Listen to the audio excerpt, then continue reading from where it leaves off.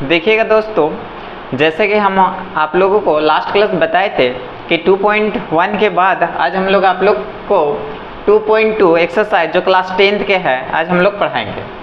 तो देखिएगा जो 2.2 है इस एक्सरसाइज में आज हम लोग क्या नया चीज़ सीखेंगे, आप वो चीज़ देखिए। जैसा कह रहा है कि निम्न द्विघात बहुपद के शून्याङ्क ज्ञात कीजिए, यानी कि सबसे पहले तो हमको बहुपद का क्या निकालना है, शून्याङ्क निकालना है।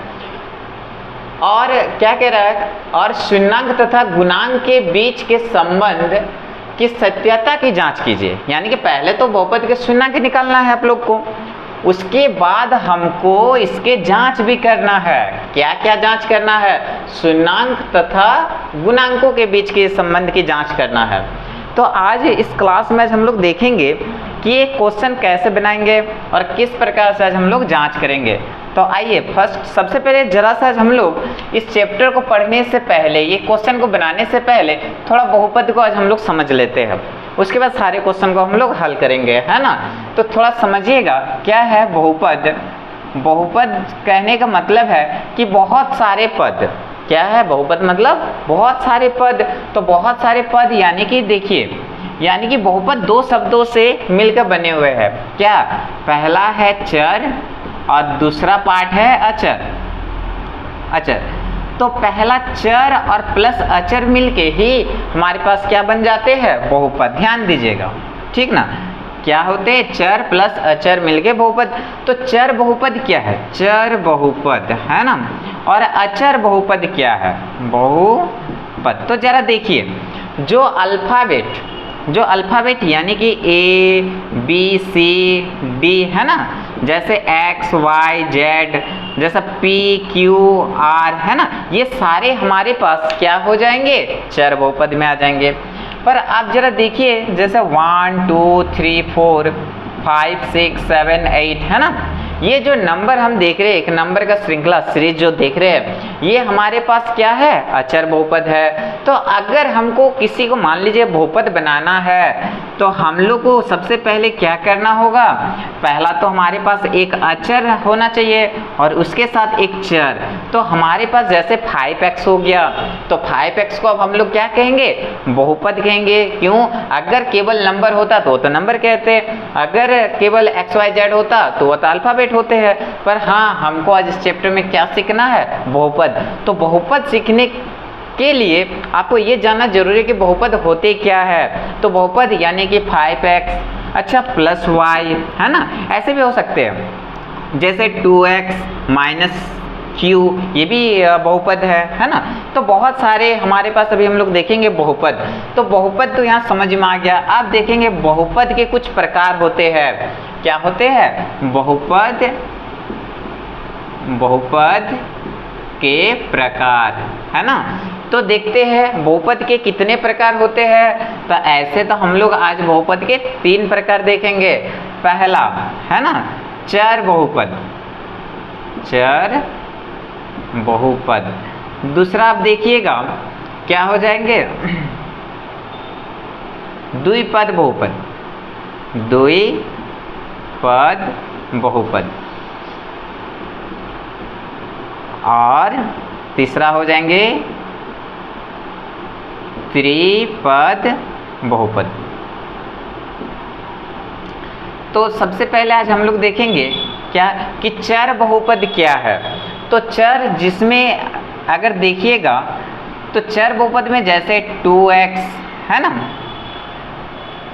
3p 4y 6m, ये जो हम लोग देख रहे हैं कि एक नंबर और प्लस एक अल्फ़ाबेट जो साथ में है, तो ऐसे बहुपद हमारे पास चर बहुपद हो जाएंगे, है ना। अब द्वि बहुपद क्या हो जाएंगे, तो जैसे 2x plus y 3x plus 4 है ना, जैसे 2m प्लस q। तो ये हमारे पास द्विपद हो गए, क्योंकि सबके पास कितने पद है, देखिएगा 2-2 पद है। तो इसलिए हम लोग इसको क्या बोलेंगे, द्विपद।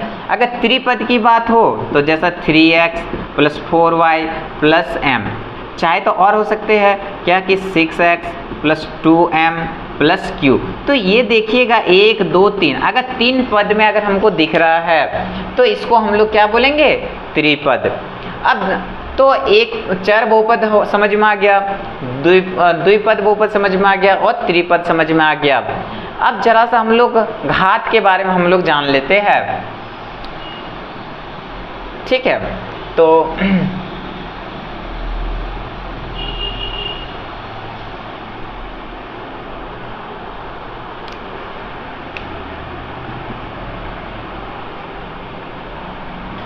पहला होते हैं रैखिक, द्विघात, और एक होते हैं त्रिघात।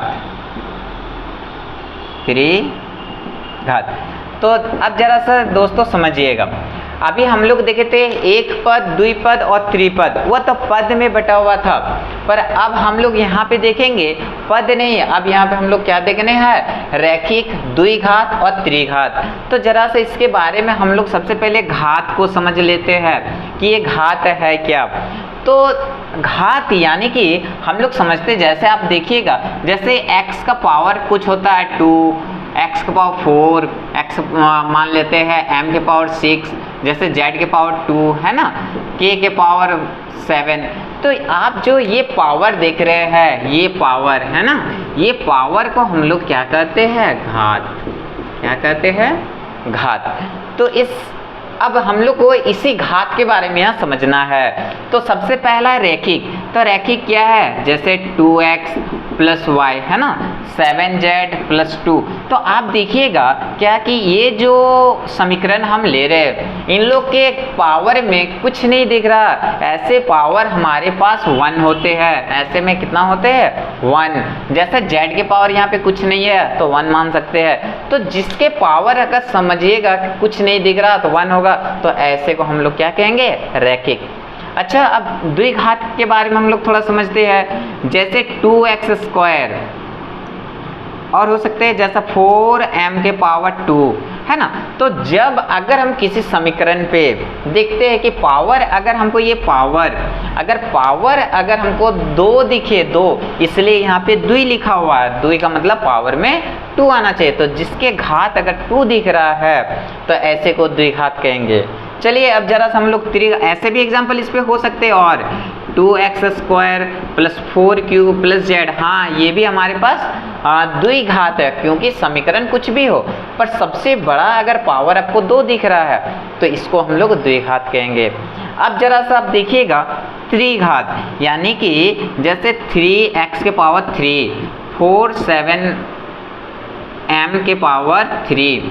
जैसे और एग्जाम्पल पे हम लोग ले सकते हैं क्या कि 4y के पावर 3 प्लस z, 6 n का पावर 3 प्लस 4। तो आप देख रहे होंगे क्या कि सभी में हम पावर क्या लगा रहे, 3। अगर हम इस प्रकार से अगर पावर में अगर हम 3 लगा रहे हैं तो आपको क्या समझना है क्या कि पावर अगर 3 दिख रहा है तो इसको त्रिघात कहेंगे, है ना। तो अब हम लोग देख लिए बहुपद के यहाँ पे कुछ कुछ प्रकार भी हम लोग देख लिए। रैखिक क्या है आप लोगों को शायद समझ में आ गया होगा कि जब पावर 1 रहे या ना रहे दिखने में, तब हम लोग क्या समझेंगे, वह रैखिक है। जब पावर में अगर 2 दिखे तो क्या समझिएगा, वह द्विघात है। अगर पावर में 3 दिखे तब क्या समझिएगा, त्रिघात है। तो चलिए अब जरा सा आप लोग इसको पहले नोट्स कर लीजिए, उसके बाद हम अब आते हैं यहाँ पे क्वेश्चन पे। ठीक है दोस्तों, अब आगे हम लोग देखते हैं।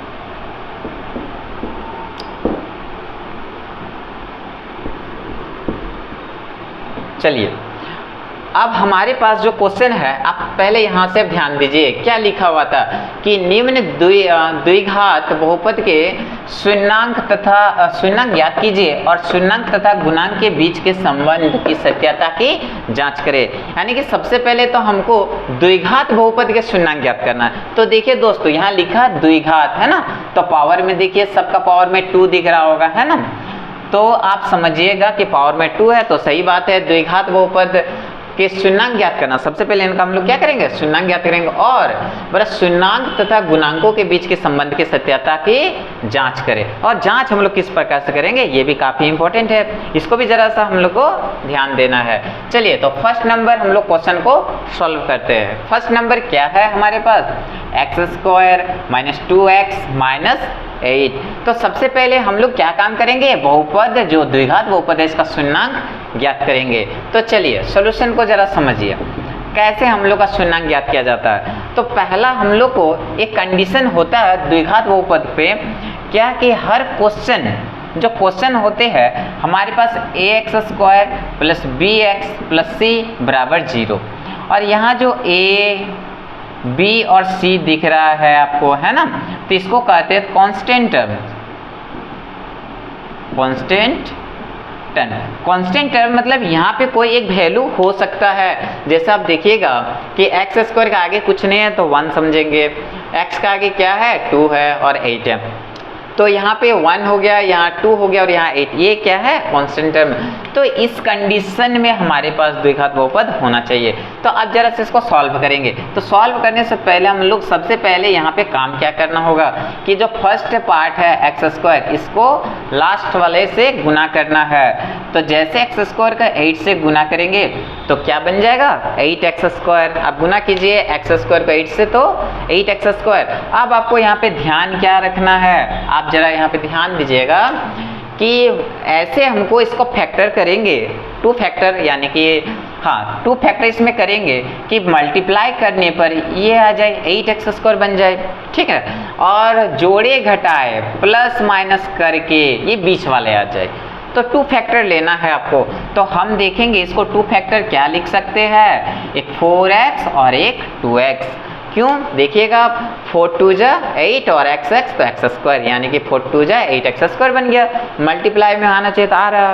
अब जरा यहाँ देखिए 4x में 2x घटा देंगे तो 2x बचेगा ना, तो सेटिस्फाई है। तो हमारे पास 8x² का 2 फैक्टर क्या निकल के आया, एक 4x और एक 2x। पर इस पर थोड़ा साइन पे ध्यान देना है, ये जो 2x के साथ माइनस में है तो इसका काम करके माइनस पे आना चाहिए, ये ध्यान देना।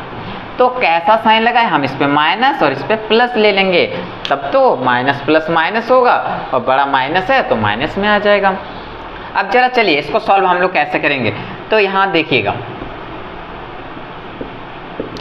तो पहला पार्ट x² रहने दीजिएगा, है ना, बीच वाले को नहीं लिखना, बीच वाले की जगह हम लोग इसको लिख लेंगे 4x + 2x और लास्ट में क्या है -8 इक्वल आप 0 लगा लीजिएगा। ओके, अब हम लोग क्या करना है, यहाँ से और यहाँ इसको 2 पार्ट में हम लोग कर लेंगे और फर्स्ट वाले 2 से एक कॉमन निकलेगा और यहाँ ये दोनों से कॉमन निकलेगा। उस कॉमन को हाईएस्ट कॉमन फैक्टर कहते हैं, ठीक है। तो यहाँ पे हम कॉमन निकालेंगे सबसे पहले। तो दोनों में हमको आप देखिएगा x² और 4x में कॉमन x आ रहा है, ठीक है। तो यहाँ पे x बचा और माइनस, अच्छा बताओ यहाँ से x बाहर हो चुका है तो यहाँ पे क्या बचा 4, ठीक है। अब यहाँ पे प्लस का साइन है तो प्लस ले लेना है। अच्छा बताइए 2 और 8 में क्या कॉमन आ सकता है हम लोग के पास, तो 2 कॉमन आएगा तो यहाँ क्या बचा x और ये प्लस माइनस माइनस 2 का टेबल में 4 बार में 8 है ना बराबर 0। हाँ दोस्तों, पर यहाँ पे कॉमन निकालने के बाद एक चीज़ आप लोग ध्यान दीजिएगा कि ये ब्रैकेट इक्वल है कि नहीं है। अगर ब्रैकेट वाले दोनों सेम नहीं होते हैं तो ये आप गलत है, अगर यहाँ पे इक्वल आ रहे हैं तो आप सही है ना। तो हम देख रहे हैं क्या दोनों इक्वल है, मतलब हम लोग सही है। तो चलिए अब आगे कैसे बनाते, तो बाहर में क्या है, यहाँ पे x और यहाँ पे +2, तो पहला एक ये ले लेना है और एक ब्रैकेट वाले को ले लेना है, ठीक ना। इसके बाद आप 0 लगाइए। इसको हम लोग क्या करेंगे, अब 2 पार्ट कर लेना है। पहला वाला क्या है x + 2 और इधर है x - 4 बराबर 0 अब लगा लीजिए दोस्तों। तो x + 2, अच्छा बताइए इधर आएगा तो -2 और यहाँ पे आ जाएगा तो ये पे क्या हो जाएगा 4। तो आप जरा देखिए x का 2 वैल्यू आया है, एक -2 आया है और एक 4 आया है ना दोस्तों। अब जरा आप देखिएगा, इसको हम मिटा लेते हैं। हम लोग के पास ये शून्यंक है, आप यहाँ पे साफ साफ लिख सकते हैं कि शून्यंक बहुपद के शून्यंक है ना, यहाँ पे आप साफ साफ लिख दीजिए बहुपदों के शून्यंक। शून्यंक। हमारे पास क्या क्या निकल आया है, एक -2 और एक 4। ये तो हम लोग पहला शून्यंक निकाल लिए। इसके बाद हमको क्या बता रहा था दोस्तों, देखिए, और शून्यंक तथा गुणांकों के बीच के संबंध के सत्यता की जांच करें। यानी कि अब इसके जो बाद के काम है वह हमारे पास क्या है, जांच करने का काम है। तो चलिए अब यहाँ पे हम लोग क्या करना है, जांच। तो अब हम लोग यहाँ पे जांच शुरू करेंगे। किस प्रकार से जांच करेंगे, तो सबसे पहला जो काम है, आप इक्वेशन पे ध्यान दीजिए। यहाँ जो इक्वेशन है ना, इक्वेशन, तो यहाँ पे x स्क्वायर के साथ में जो होगा, यहाँ पे अभी हम लोग बता चुके हैं, यहाँ पे x वाले टर्म को a कांस्टेंट होता है, तो यहाँ पे कुछ नहीं है, एक्स स्क्वायर के साथ आगे में कोई वैल्यू नहीं दिखा, तो ऐसे में 1 लेंगे, a मानेंगे। सेकंड वाले देखिएगा, जो x के साथ में जो नंबर है वो हम लोग b मानेंगे, तो यहाँ x के साथ क्या है, -2, तो ये -2। और c जो है यहाँ पे जो कांस्टेंट वैल्यू है ये -8, ये c मान लेना है। तो सबसे पहला काम है a b c आपको तो मानना है, और वो हमको समीकरण में मिलेगा। x वाले x स्क्वायर के साथ जो है वो a, x के साथ में है वो b, और जो केवल नंबर है वो क्या हो जाएगा, c।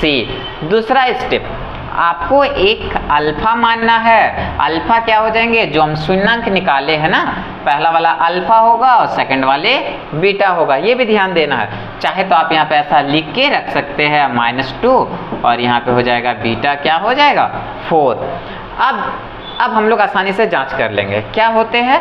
तो पहला हम लोग जांच करेंगे शून्यंकों का योगफल। एक फॉर्मूला होता है दोस्तों, अल्फा प्लस बीटा, याद रखिएगा। जांच करने से पहले हमको एक फॉर्मूला होता है शून्यंकों का योगफल, अल्फा प्लस बीटा का फॉर्मूला होता है -b/a, और एक फॉर्मूला होता है शून्यंकों का गुणनफल। तो दोस्तों अब ये गुणनफल क्या होते हैं, अल्फा इंटू बीटा। तो ये गुणनफल का फॉर्मूला होता है दोस्तों c/a। अब जरा सा आप लोग देखिएगा, तो अल्फा प्लस बीटा आपको पता है, यहाँ पे अल्फा है -2 और बीटा है क्या, 4। तो इसलिए यहाँ पे अल्फा के जगह -2 रखिए, प्लस बीटा, और बीटा का वैल्यू यहाँ पे 4। चलिए यहाँ पे ध्यान देना, तो b का आगे माइनस लगा हुआ है तो माइनस लगा लीजिए। उसके बाद b को ध्यान देखिए, तो b यहाँ कितना है, -2। नीचे चाहिए a, तो a यहाँ पे क्या है, 1 है ना। तो वैल्यू हम लोग पहले रखे, अब इसको सॉल्व कर देना बस। तो माइनस प्लस क्या हो जाएगा, -4 में 2 घटा दिए तो कितना बचेगा, 2। और यहाँ माइनस माइनस क्या होगा, प्लस, तो यहाँ भी 2 बचेगा। अच्छा नीचे बोलोगे सर 1 है, तो नीचे 1 का हम लोग जानते वैल्यू कुछ नहीं मायने रखता है, इसलिए यहाँ पे आप देखिएगा क्या कि दोनों इक्वल आ गया, मतलब हमारे पास जो योगफल है वह सही है। अब जरा हम लोग गुणनफल पे ध्यान देते हैं, तो गुणनफल कैसे निकालेंगे, तो अल्फा इंटू बीटा, तो अल्फा क्या है, -2, और बीटा क्या है, आप देखिएगा 4 है ना। इसके बाद c चाहिए, तो c यहाँ पे क्या है, -8, और नीचे a चाहिए, तो a कितना है, 1। अब चलिए मल्टीप्लाई कर लीजिए, 4 2 जा -8, और इधर तो -8, नीचे 1 का कोई वैल्यू है नहीं, तो उसको भी हटा दीजिए। तो केवल हम लोग देखिएगा यहाँ भी इक्वल है और यहाँ भी इक्वल आ गया। तो जब इस तरह से इक्वल आ जाए तो आप समझिए पूरा मेरा समीकरण जो बना है ये 100% सही है, और इसी जगह हम लोग प्रूव्ड कर देंगे, है ना। तो फर्स्ट क्वेश्चन दोस्तों, आप लोग को कुछ और डाउट होगा तो कमेंट में बताइएगा। तो फर्स्ट क्वेश्चन आप लोग इसको क्लियर से उतार लीजिए, है ना। चलिए अब अगला क्वेश्चन हम लोग देखते हैं दोस्तों, क्वेश्चन नंबर 2। तो अब क्वेश्चन नंबर 2 की बारी है। चलिए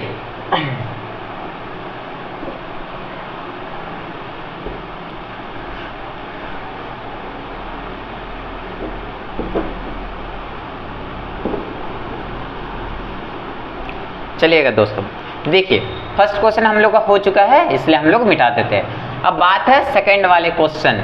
सेकंड वाले क्वेश्चन क्या है, 4s² - 4s और +1। अब दोस्तों आप लोग बताइएगा हम लोग बनाएंगे कैसा। तो सबसे पहला हम आप लोगों को काम बताए थे क्या, पहला वाला इसको लास्ट में प्रोडक्ट करना, मल्टीप्लाई करना है ना। तो 4s² को 1 से मल्टीप्लाई करेंगे तो 4s² बन जाएगा, ठीक ना। अब इसको हम क्या बताए थे, दो टर्मों में आपको तोड़ना है कि मल्टीप्लाई करने पर 4s² बने और बीच वाले जोड़े घटाए लाना है। तो दो टर्म इसको फैक्टराइज कीजिए, तो 4s² को हम क्या लिख सकते हैं, 2s और 2s। क्यों, क्योंकि 2 2 जा 4 और s² बन गया। तो प्रोडक्ट करने पे तो ये बन के आ रहा है ना, और हमको जोड़े घटाए बीच वाला भी आना चाहिए, तो दोनों को जोड़िए दोस्तों। तो 2s और 2s जोड़ देंगे तो कितना बनेगा, 4s। तो देखिए जोड़ने से बीच वाला आ रहा और प्रोडक्ट करने पे ये बन रहा, मतलब हमारे पास फैक्टर सही है। पर हाँ, अब बारी है साइन का। तो यहाँ देखिए इसका साइन क्या है, माइनस में, मतलब हमको इसका काम करके साइन माइनस में आना चाहिए। तो हम दोनों का आगे क्या ले लेंगे, माइनस। अब देखिए माइनस माइनस प्लस हो जाएगा, तो 2s और 2s क्या बन जाएगा, 4s। तो अब जरा सा इसको हम लोग सॉल्व करेंगे। चलिए अब देखते हैं, तो सॉल्व कैसे करेंगे। पहला जो है 4s², इसको रहने दीजिए, एज इट इज उतार दीजिए।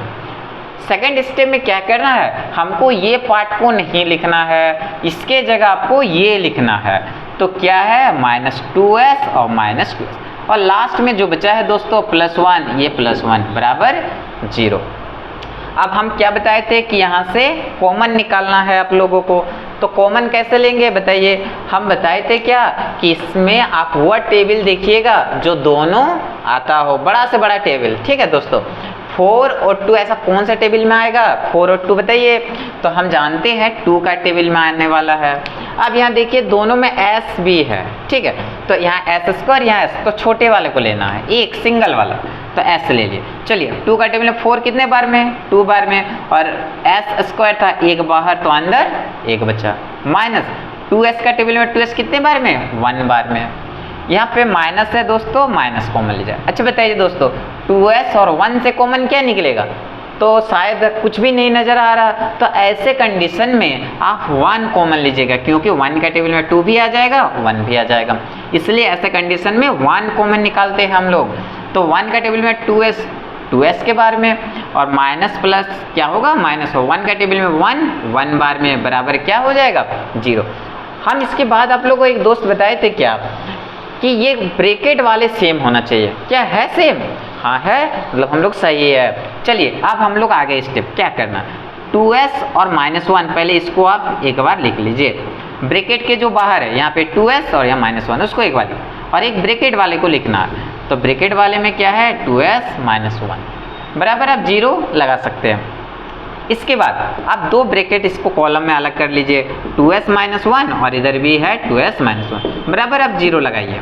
अब 2s -1 है, बराबर के उधर हम लोग ले जाते हैं तो आपको पता है साइन बदल जाता है ना, तो क्या हो जाएगा, -1 उधर गया तो +1।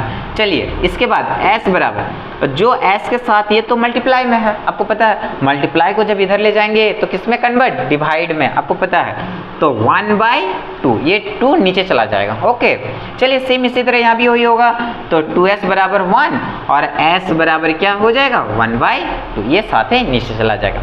तो अब हम बताए थे क्या कि यहाँ पे अब लिख देना है कि बहुपद के शून्यांक क्या क्या आया है ना, बहुपद के शून्यांक। तो बहुपद के शून्यांक आप क्या क्या निकाले हैं, 1/2 और 1/2, यानी कि इस पे 2 आंसर। पहला इसका काम हमारे पास कंप्लीट, बहुपद के शून्यांक निकला है। अब बताए थे हमको जांच करना है। चलिए बताइए अब हम लोग जांच किस प्रकार से करेंगे, चलिए बताइए। हमको यहाँ पे 3 चीज लेना है, a b और यहाँ पे c। चलिए ये तो अल्फा और ये तो बीटा होता आपको पता है, a b c आप पहले यहाँ लिखिए। तो इस समीकरण को देखना है, समीकरण में a b c आपको मिलेगा।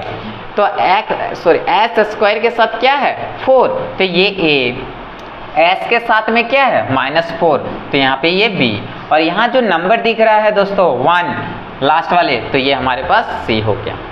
तो हम इसके बाद क्या बताए थे, एक फॉर्मूला बताए थे कि शून्यांकों के योगफल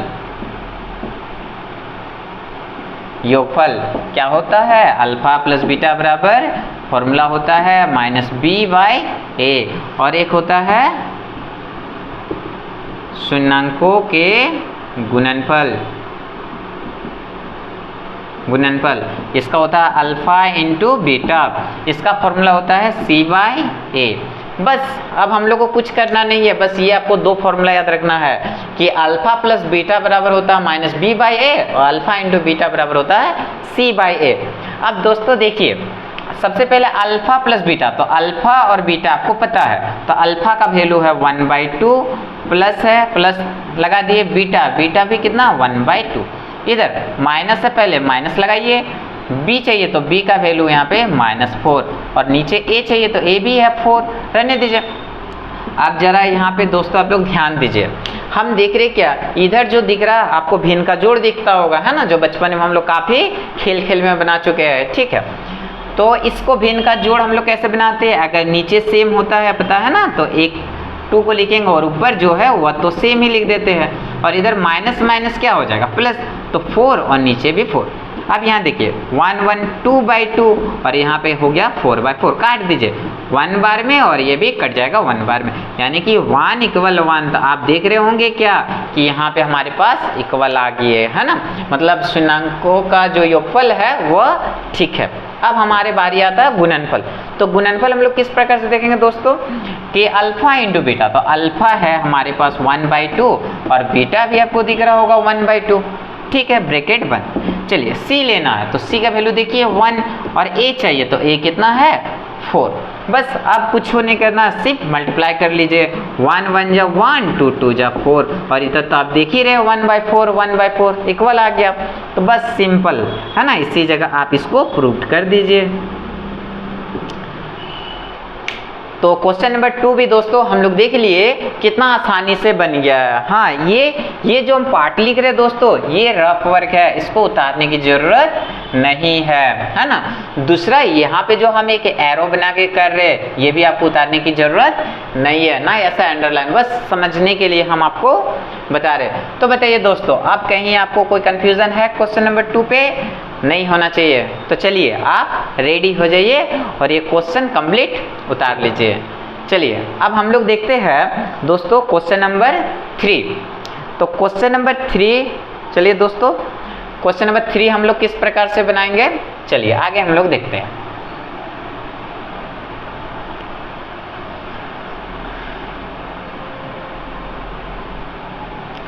चलिए दोस्तों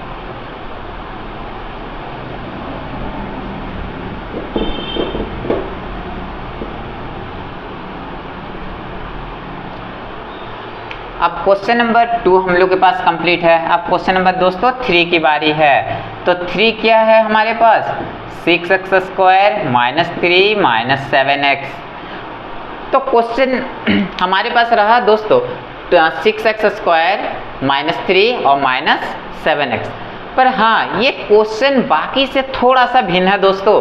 अब क्या भिन्न है, आपको नजर आ रहा होगा कि कुछ यहाँ पे चेंजेस कर दिया है। तो हम लोग सबसे पहले इस चेंजेस को हम लोग अपने स्तर में ले आएंगे, यानी कि जैसा क्वेश्चन द्विघात में होता है। तो हम आप लोगों को बताए हैं दोस्तों कि चूंकि हमारे पास ax² + bx + c = 0, इस फॉर्म में हमारे पास द्विघात होना चाहिए। पर आप देख रहे होंगे क्या कि 6x² पहले है, सेकंड में x वाले टर्म होता है, पर यहाँ देखिए x वाले टर्म को लास्ट कर दिया है और लास्ट जो कांस्टेंट टर्म उसको बीच में कर दिया। तो इसको आपको पहले चेंज करना है। कैसे चेंज करेंगे, चलिए 6x² पहला रहेगा, ये सेकंड पे होता है 7x और ये जो -3 है ये लास्ट चला जाएगा, अब बराबर 0। अब चलिए अब इसको हम लोग तो पहले अरेंज कर लिए। अरेंज करने के बाद अब बताइए सॉल्व कैसे करेंगे, इसको पहले मल्टीप्लाई, आपको पता है। तो 6 3 जा कितना बनेगा बताइए, 18x² है, तो x² यानी कि जब हम लोग इसको इससे मल्टीप्लाई करेंगे तो 18x² बनेगा दोस्तों। अब इसको तोड़ना है 2 टर्म में, मल्टीप्लाई करने पे इतना हो जाए और जोड़े घटाए 7x। तो बताइए एक हम 9x और क्या 2x ले सकते हैं, चलिए देखते हैं। 9 2 जा 18 और x² हो गया, और 9x में 2x आप घटा दीजिएगा दोस्तों तो बचेगा 7x, मतलब दोनों सेटिस्फाई है। हाँ, अब बारी है साइन की। देखिए तो माइनस में लाना है, तो बड़ा वाला माइनस, छोटा वाला प्लस। देखिए अब हो गया सेट, माइनस प्लस माइनस होगा, 9 में 2 घटा देंगे तो 7 बचेगा, सिंपल सा। तो चलिए अब बनाएंगे कैसे, तो अब हमारे पास पहला पार्ट 6x² रहेगा। बीच वाले दोस्तों पार्ट नहीं लिखते, उसके जगह ये आपको लिखना है -9x + 2x और लास्ट में -3 = 0। अब आगे हम क्या बताए थे, कॉमन लेना है। बताइए 6 और 9 में से क्या कॉमन आ जाएगा, 3 कॉमन आ जाएगा पहला। और दोनों में देख रहे दोस्तों x भी है, तो यहाँ एक x भी कॉमन आ जाएगा।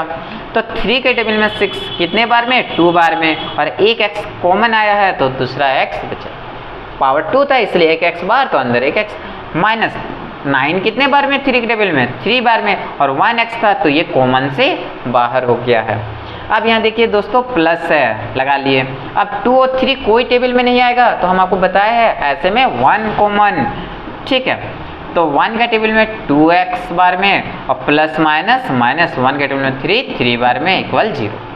क्या दोस्तों देखिए ब्रैकेट वाले सेम है, तो है, मतलब हम लोग सही बना रहे हैं, ठीक है। आगे चलिए, आगे हम लोग को क्या करना, बाहर वाला पहला 3x और यहाँ पे +1, यहाँ पे एक लेना है और एक ब्रैकेट वाले, तो 2x - 3 = 0।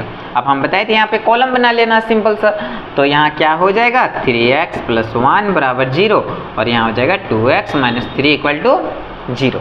अब बताइए दोस्तों, अगर इधर हम देख रहे हैं 3x + 1 है, उसको उठा के उधर ले जाएंगे तो क्या बनेगा -1, है ना, आपको तो पता है। अब जो 3 आप देख रहे होंगे x के साथ जो मल्टीप्लाई है वो कहाँ जाते हैं पता है आपको, x = -1 और ये चला जाएगा 3 नीचे। सेम यहाँ पे दोस्तों बताइए, तो 2x बराबर इधर 3 लिख सकते हैं, क्योंकि इधर इक्वल के इधर -3, बराबर को उठा के लेके गए उधर तो प्लस। अब x बराबर क्या हो जाएगा 3 और इस साथ वाले नंबर 2 नीचे। तो हमारे पास शून्याङ्क निकल के आ गया दोस्तों। अब जरा देखिएगा, अब हमारे पास शून्याङ्क निकल के आ गया है। अब आप यहाँ पे लिख सकते हैं कि पदों के शून्याङ्क। अब बताइए दोस्तों क्या क्या निकला, -1/3, एक पहला आया है -1/3 और दूसरा है 3/2। क्या दोस्तों है ना। अब यहाँ पहला क्या हो जाएगा अल्फा, और इसको हम लोग जानते हैं मानते हैं बीटा। अब चलिए, अब हमको इसके बाद आता है जांच। तो जांच कैसे करते हैं दोस्तों, ABC हमको निकालना है, तो A और यहाँ पे फिर B और एक हमको लेना है C। चलिए आप बताइए A क्या होगा, आपको पता। हाँ, यहाँ ध्यान देना है कि जो क्वेश्चन है इसके अकॉर्डिंग ABC आप नहीं मानिएगा, नहीं तो फिर गलत। हम जो अरेंज किए हुए हैं ABC, देखिए x² के साथ वह A होता है, x के साथ वह B और नंबर को C कहते हैं। तो आप यहाँ से इस पे देखिए, x² के साथ कौन है 6, A हो गया, x के साथ कौन है -7, ये B, और C कितना है -3। तो ABC हमको मिल गया। अब हमको यहाँ पे फॉर्मूला होता है शून्याङ्कों का योगफल। क्या दोस्तों है ना, अल्फा + बीटा। बताइए फॉर्मूला -B/A, और एक होगा शून्याङ्कों का गुणनफल। क्या होगा अल्फा × बीटा, इसका फॉर्मूला होता है C/A। अब शायद हम जानते हैं दोस्तों, आप लोग खुद भी इसको बना सकते हैं। तो अब हम लोग बनाएंगे कैसे, चलिए हम इसको देखते हैं। अल्फा + बीटा, तो बताइए अल्फा -1/3 + बीटा, तो बीटा क्या है 3/2। आप देखिएगा इसका फॉर्मूला होता है -B, तो पहला माइनस था, लगाइए अब, फिर B कितना है -7, नीचे A होगा तो A कितना ले लेना है 6, है ना दोस्तों।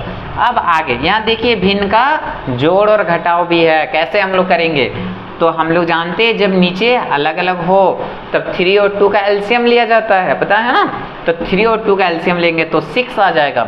अब 3 के टेबल में 6 2 बार में, तो ऊपर में हो जाएगा -2 प्लस 3 बार में 2 3 जा 3 3 जा 9। आपको पता है कैसे होता है, माइनस माइनस प्लस बनेगा तो 7/6।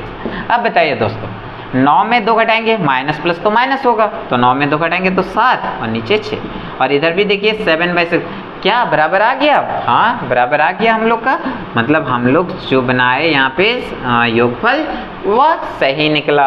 अब चलिए अब हम लोग गुणनफल को जरा सा देखते हैं।